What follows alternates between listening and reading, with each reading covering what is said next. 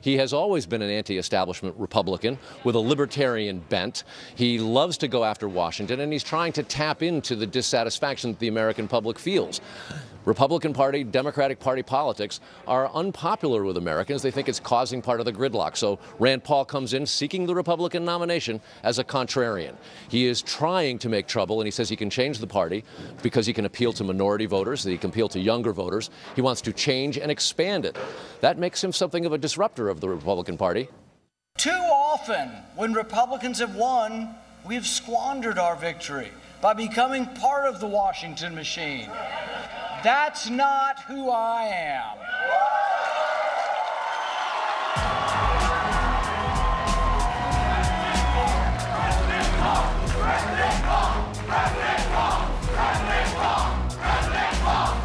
I have a message. A message that is loud and clear and does not mince words. We have come to take our country back.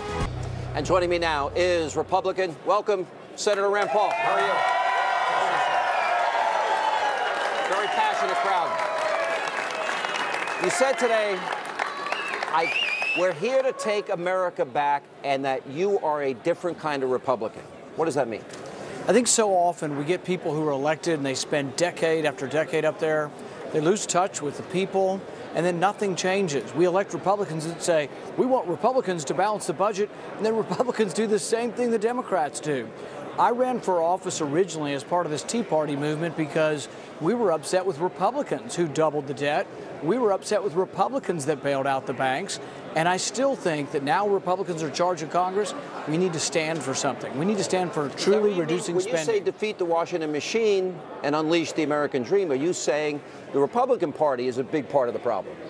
It's a bipartisan problem, both sides. No matter what the spending plan that comes up, if the Democrats have a spending plan for domestic spending, they'll explode the debt at all costs. But sometimes conservatives will do the same thing. They'll explode spending and not pay for it with spending cuts. Right. It was interesting because one of your big applause lines today was they shouldn't spend more than they take in. Is $3 trillion enough? The next president of the United States will inherit the following: $18 to $20 trillion in debt, $100 trillion in unfunded liabilities. We have nearly 50 million Americans in poverty, nearly 50 million Americans on food stamps. We have the lowest labor participation rate since the 70s, and it's impacting women, minorities more than anybody else. How would you specifically, how do you solve that problem of balancing a budget, paying down the debt, creating jobs, getting people out of poverty and off of food stamps? Bottom line is there are two sectors of the economy. The public sector, which is the non-productive sector, and the private sector, which is the engine that creates jobs. You need to leave more money in the private sector. What does that mean? You have to reduce taxes. The last president we had was Ronald Reagan that said, we're going to dramatically cut tax rates, and guess what? More revenue came in, but tens of millions of jobs were created. The last couple Republicans we put forward, I couldn't tell you what we were for. I think we were for revenue-neutral tax reform. And in Washington, that's what passes for bold. They say, okay, half of you are going to pay more taxes and half of you are going to pay less, but the net result for the economy is zero. So you help poverty and job creation by leaving more money with the people. Okay, so cutting taxes are part of it. You also want to change the tax code. You want a 17% flat tax. Is that revenue neutral? Does that get people off of food stamps and out of poverty? My tax cut would cut hundreds of billions of dollars. So to do it, you have to be willing to cut spending too. But if you were to cut hundreds of billions of dollars in taxes, that money's left in communities. Like, for example, Detroit has 20% unemployment. It's a disaster. Appalachia, my state, Eastern Kentucky, has a large amount of poverty. No one's come up with a way to fix it because we're always trying to tax them and then give them back a little bit to help them. Instead, we ought to leave the money in their communities because the money left will be left with productive people. A lot of symbolic votes about repealing Obamacare, but when it came to actually standing, shutting down the government, or being accused of shutting down the government, Republicans then would back off in those moments. How do you characterize that? I think the problem is we all sort of quietly admit defeat before we get started. We all admit, oh, we're not going to follow through very long and that we don't have the willpower to do it. It's kind of like the debt ceiling vote. To raise the debt ceiling, what I've always said is, let's don't raise it until we do entitlement reform. Let's just hold firm. And people say, oh, we would default. I say, oh no, let's take the tax money, we'll pay the interest. We'll meet our obligations, but then everything else would have to just stop, and it would bring the picture finally to the American people that we're spending, we borrow $1 million a minute. It's insane. How does Rand Paul define himself politically? I'm a registered conservative in New York. If you ask me how I define myself politically, I'm a Reagan constitutional conservative. How do you define yourself? I like the words constitutional conservative, but more and more over the last 3 or 4 years, I've come to believe that we need someone who stands up for the entire Bill of Rights. And I think one of the problems we have as a Republican Party is we're really good at defending the Second Amendment. And I am. I'm a great defender of the Second Amendment, but we've forgotten about some of the other amendments. The Fifth Amendment says you should get due process. The Sixth Amendment says you could get a speedy trial. There are many people in our country, particularly minorities, who aren't being treated fairly. They're not getting due process and they're not getting a speedy trial. I think if we showed equal deference and love for the Fifth and Sixth Amendment and the Fourth Amendment, the right to privacy, all of a sudden there's a whole new group of people, young kids, college kids, African Americans, they're going to come and say, you know what, this is the party I want to belong to again. Because that's been a big part of your plan, outreach.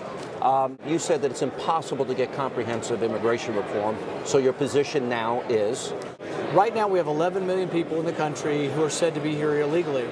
Well, if you do nothing, you'll get 11 million more. So I think having no immigration reform is a non-starter. You need immigration reform. But the first problem is you have lawlessness on the border, and there's also a national security risk to people who just walk into our country.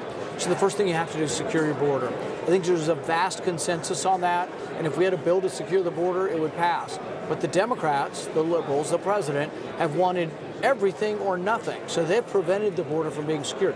Also realize that the laws in place actually allow for the president to secure the border. He's just not willing to do it.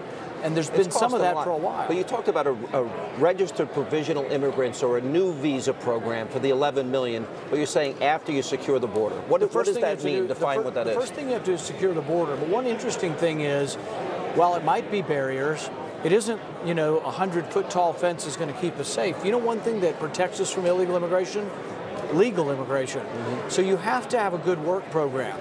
I know many farmers in Kentucky, and they come up to me and they say, well, I have 30 workers. And I say, well, are they any of them Americans? They say, no, they're all migrants. And I said, well, do you advertise? They say, yeah, I'm forced to advertise to be in this program. I said, have you ever had an American apply for a job? They've never had one American in 30 years apply for a job. And 93 million Americans are out of the labor force right now. Yeah, we got to figure out how to get people back in. It angers me to see mobs burning our flag and chanting death to America in countries that receive millions of dollars in our foreign aid.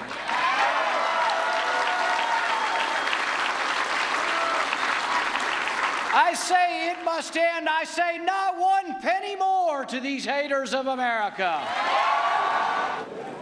All right, that was Kentucky Senator Rand Paul from earlier today.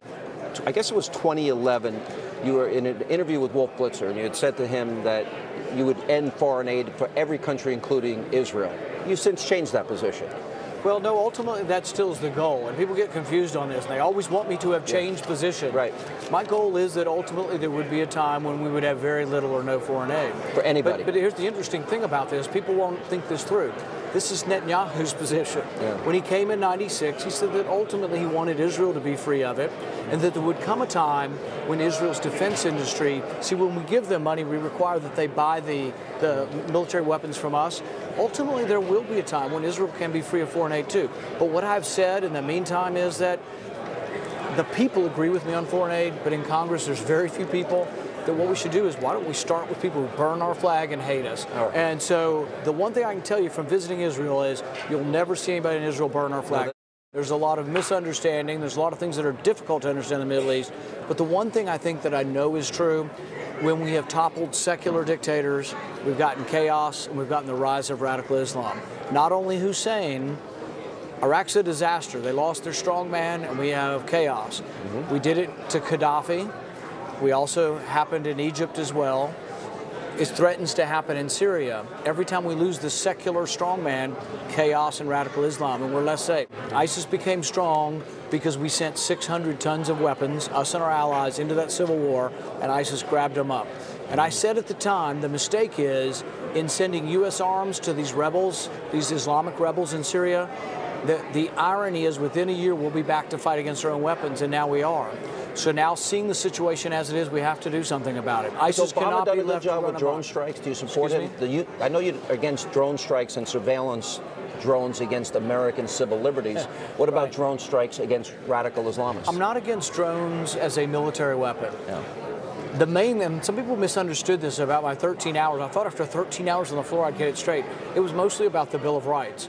We've come to take our country back from the special interests that use Washington as their personal piggy bank.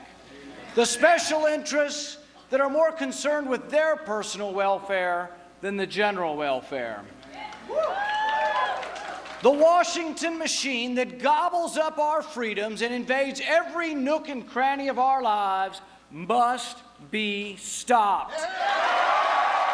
He's politically not only talented, but it's like there's going to be 17 people in this roller derby ring. He throws the sharpest, hardest elbows. He shapes things by going unapologetically after Washington and by speaking a language with appeal to the people who follow what's called the liberty agenda.